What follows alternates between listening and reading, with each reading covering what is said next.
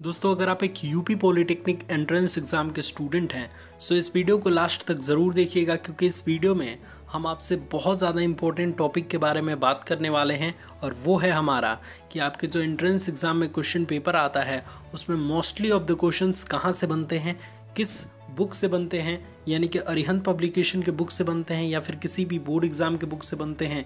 तो इसके complete details जो है वो आज के इस वीडियो में हम आपको शेयर करने वाले हैं। सो वीडियो को शुरू से लेकर लास्ट तक ज़रूर देखिएगा। एंड चैनल पे पहली बार आते हैं तो चैनल से जुड़ जाइए। अब जुड़ने का सेंस क्या है कि आप चैनल को सब्सक्राइब कर लीजिए और बगल में नोटिफिकेशन बेल का आइकन है उसे प्रेस कर लीजिए।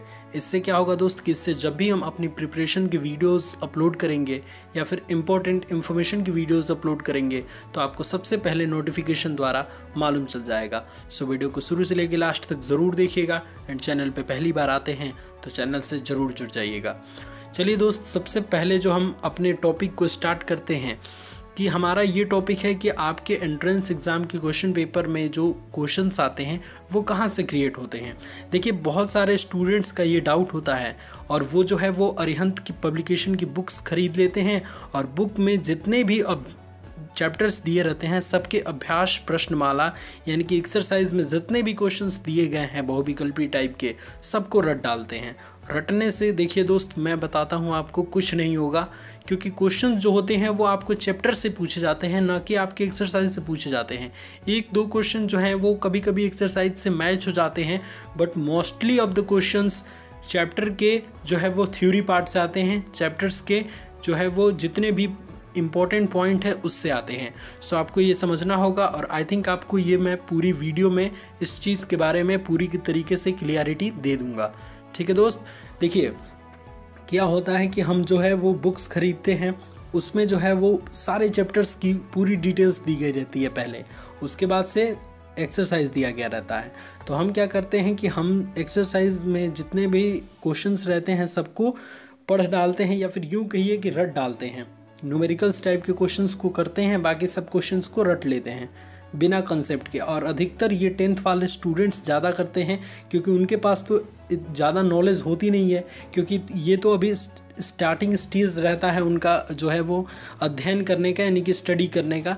क्योंकि देखिए 10th और 9th में ज़्यादा चीज़ें फिजिक्स और केमिस्ट्री के बारे में स्टूडेंट्स नहीं जान पाते। ज़्यादा ज्ञान कब होता है, जब वो इंटरमीडिएट करते हैं तो। ठीक है, सो मैं अपने 10th वाले भाइयों से सिर्फ और सिर्फ यही कहना चाहूँगा कि जितने भी चैप्टर्स हैं आपके अरिहंत पब्लिकेशन की बुक में, उनके जो है वो आप एक्सरसाइज ना कीजिए। आपके जितने भी जो है वो चैप्टर्स हैं उसमें सबसे पहले जो है वो उन चैप्टर के बारे में बहुत डीपली तरीके से बताया है। ठीक है, तो अगर आपको नहीं समझ में आता है तो अपने आप जो है वो आप अपने सीनियर से, आप अपने टीचर्स की हेल्प लेके उस कंसेप्ट को क्लियर कर सकते हैं। ठीक है, ये नहीं कि आपने चैप्टर्स उठाए और हिंदी की तरह पढ़ डाला और उसका कुछ मतलब आपको नहीं पता चला। ठीक है, तो ऐसे आपको नहीं करना है। आपको नहीं समझ में आता है तो आपको चैनल पे हेल्प मिलेगी, आप अपने सीनियर से या फिर आप अपने टीचर्स से उस कंसेप्ट को जो है वो समझ सकते हैं।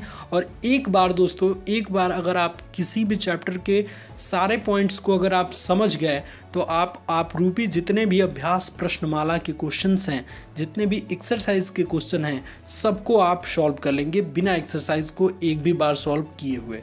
ठीक है, तो ज़्यादा अपनी फोकस जो है वो किसी भी चैप्टर, जो भी अरिहंत की बुक में चैप्टर्स दिए गए हैं सबके थ्योरी पार्ट पे दीजिए, जो आपको पहले चैप्टर में बताया गया है। ठीक है, उसके बाद से दोस्तों अगर हम बात कर लें तो यूपी बोर्ड 9th और 10th क्लास की जो बुक है, specially physics and chemistry parts की, उसमें जो है वो आपका 8 या 10 क्वेश्चन जरूर मैच करता है, एकदम सेम क्वेश्चंस मैच करता है। अगर आप प्रीवियस ईयर्स की जो है क्वेश्चन पेपर उठा के देखें तो आपको सेम जो है वो यूपी बोर्ड का जो 10th और 9th की बुक है उसके लास्ट में जो बहुविकल्पी प्रश्न दिए गए होते हैं, MCQs जिसे इंग्लिश में कहते हैं, तो अगर आप देखेंगे तो एकदम सेम क्वेश्चंस जो हैं वो मैच करते हैं। तो अगर आपके पास जो है वो एक अच्छा चांस ये भी है कि आप यूपी बोर्ड की 10th और 9th की बुक पढ़ डालिए। ठीक है, उसके बाद अरिहंत पब्लिकेशन की बुक में सबसे ज़्यादा किस पे आपको फोकस करना है, थ्योरी पार्ट पे, ठीक है। थ्योरी पार्ट्स को अगर आप समझते हैं तो आई थिंक आपको सारी चीज़ें समझ में आएंगी। अब दोस्तों इस चीज़ को हम एग्जाम्पल से समझते हैं, क्योंकि एग्जाम्पल के ज़रिए हम किसी भी चीज़ को समझते हैं तो बहुत आसानी से हमारा कंसेप्ट क्लियर हो जाता है, ठीक है। मान लीजिए गति के नियम में हमने एक टॉपिक लिया जिसका नाम है संतुलित बल, बैलेंस्ड फोर्स, ठीक है। इसके बारे में हम थोड़ा सा जान लेते हैं कि जब भी किसी वस्तु पर एक साथ कई बल अगर कार्य कर रहे हैं तो उनका अगर परिणामी बल यानी कि रिजल्टेंट फोर्स जो होगा वो शून्य होगा, तो ऐसे बल को हम संतुलित बल कहते हैं, बैलेंस्ड फोर्स कहते हैं, ठीक है। अब यहाँ से हमारा कैसे क्वेश्चन क्रिएट हो सकता है कि यदि किसी वस्तु पर एक साथ कई बल कार्य कर रहे हैं और उनका परिणामी बल शून्य हो तो ऐसे बल को हम क्या कह सकते हैं। तो देखिए क्वेश्चन क्रिएट करना आपको आना चाहिए। अगर आप क्वेश्चन क्रिएट कर सकते हैं किसी भी टॉपिक से तो आप डेफिनेटली एंट्रेंस को क्लियर कर सकते हैं, ठीक है। तो इसी टाइप के क्वेश्चन आपके बन जाएंगे कि किसी वस्तु पर एक साथ कई बल कार्य कर रहे हैं और उनका परिणामी बल शून्य हो तो ऐसे बलों को हम क्या कहते हैं, और 4 ऑप्शंस आपको दे देगा।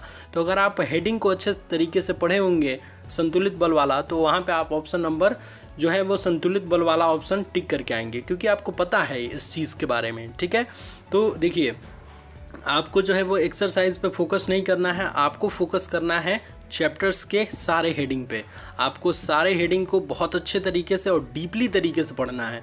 आपको अगर कोई हेडिंग नहीं समझ में आता है तो आप अपने संपर्क के जो भी अच्छे टीचर्स हैं या फिर जो भी आपके सीनियर्स हैं उनसे आप जो सहारा ले सकते हैं, उनसे आप हेल्प ले सकते हैं, लेकिन उस चीज़ को रटने का प्रयास न कीजिए। अगर आपका कंसेप्ट क्लियर रहेगा तो आप डेफिनेटली इस एग्ज़ाम को क्लियर कर सकते हैं, ठीक है।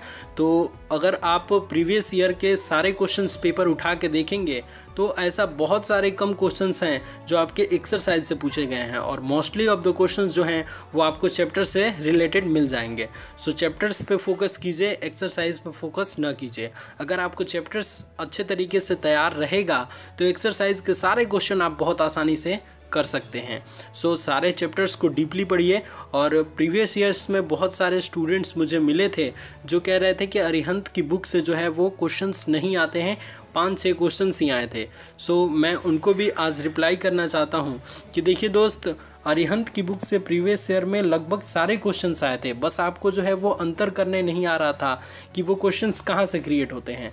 देखिए प्रीवियस ईयर में मोस्टली ऑफ द क्वेश्चन जो है वो सारे चैप्टर्स से रिलेटेड थे, चैप्टर्स के हेडिंग से रिलेटेड थे, एक्सरसाइज से रिलेटेड नहीं थे।